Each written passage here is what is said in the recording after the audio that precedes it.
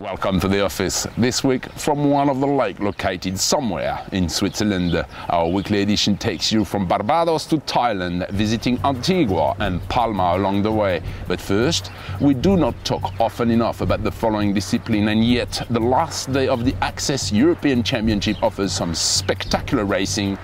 Another successful event reached its climax, and all sailors that gathered in Switzerland will remember fondly those races in Lake Constance. Sailors from 12 countries arrived early at the Urban Marina, ready to start with their preparations. Once again, the rain makes things difficult, yet the winds are certainly much stronger than the rest of the days. The two-person access boats are the first to go racing. Starting from the port side of the line, the French team of Gilles Guillon and Marie-Jo Besson place themselves at the top of the fleet.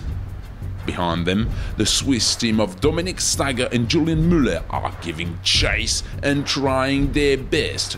Nevertheless, the overall victory will belong to the Hungarians Pigon and Mirksef.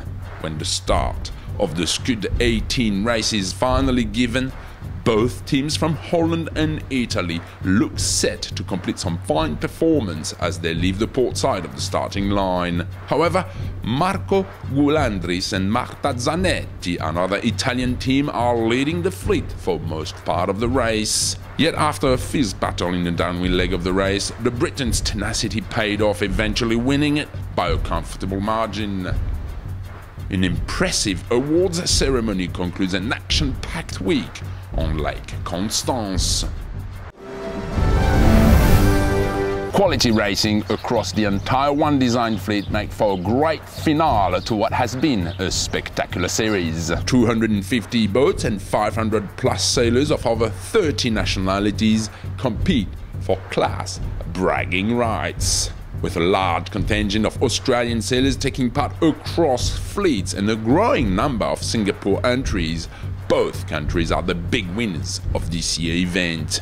Quality racing across the entire One Design fleet make for a great finale to what has been a spectacular series. The Plateaus finished their series with 2 races, while for others a single race brings down the curtain on a successful regatta. In the end, it is the consistency and 4 first-place finishes by Black Betty that makes the difference.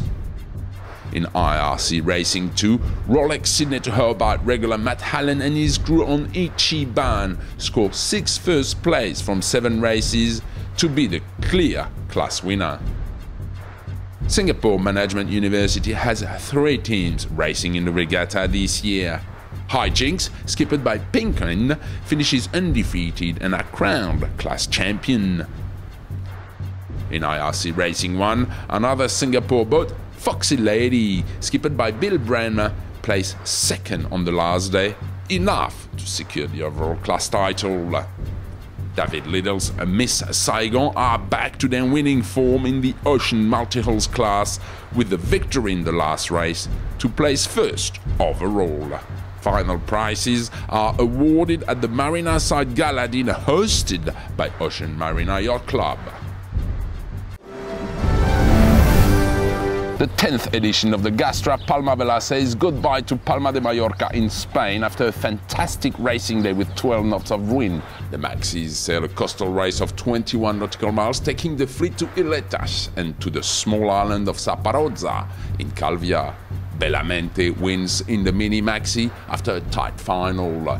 The American finishes 2nd in the coastal race, and Sir Lindsay Peter Ogden finally had to conform his J2 with a 2nd overall. J1 wins in the Wally class after leading during the whole competition, followed by Open Season and Magic Carpet 3rd. No changes are there in the Maxi class. Altair has led all the way through the championship. Nilaya wins the last race to climb up to 2nd place, moving virtual to 3rd. The Soto 40 has been the tightest fleet to compete, as the first 3 boats finished with 12 points. The final triumph goes to Early Bird with 2 first places. And finally, Marigan closes the competition with a new triumph in the vintage class. The boat wins 3 races over Margarita. With teams representing 26 different nations, the 46th edition of Antigua Sailing Week is a truly international affair.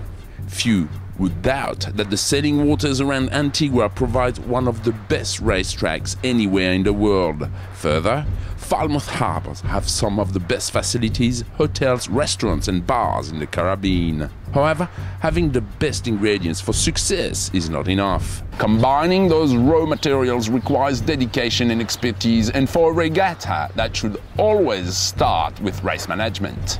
Antigua Sailing Week's tagline is "Where sailing comes first," and above all else, providing well-run competitive racing has been the key to the regatta's success in recent years. By Antiguan standards, weather conditions were lighter than usual, with wind speeds varying from 20 to 10 knots during the week.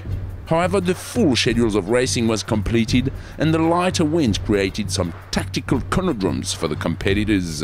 With 10 yachts of 16 feet or more racing, Antigua Sailing Week had one of the largest numbers of big boats for many years. Although the Class 1 was composed of high-performance racing yachts crewed by professional sailors, one of them, the RP-78 Whisper, was skipped by His Majesty King Harald V of Norway. As always, the turnout is spectacular. Turquoise oceans, white sandy beaches, 12 to 14 knots of breeze here in Barbados. This is the SAP 505 World Championship. My name's Andy Green and I'm here at the SAP 505 World Championships. After 8 races here in beautiful Barbados, it all comes down to this. Looking at the analytics overall the races so far, we see some strengths and weaknesses. The weaknesses from Wolfgang Hunger and Holger Jess over all these races have been the starts. So they have been on average very slow on the first leg. Today on the water, can Bowman Roos defend their position at the top of the leaderboard and take the championship? The start was always going to be critical, and after a short delay for the race committee to ensure that the breeze had settled down and a fair course was set, we were away to the races. First out of the block were Lehman and Ohm. Down by the pin end, they got a fantastic start and led the fleet towards the favoured left-hand side. At the first windward mark, Lehman and Ohm were in a great position.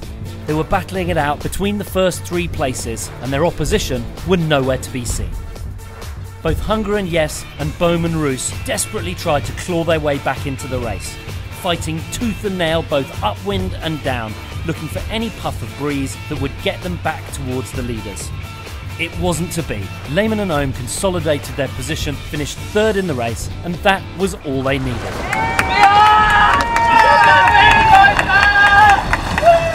Great! It's unbelievable! We never thought that we can manage that, but anything went perfect, and I can't believe it in the moment. Rendezvous next week, same time, same place. Until then, goodbye and fair sailing.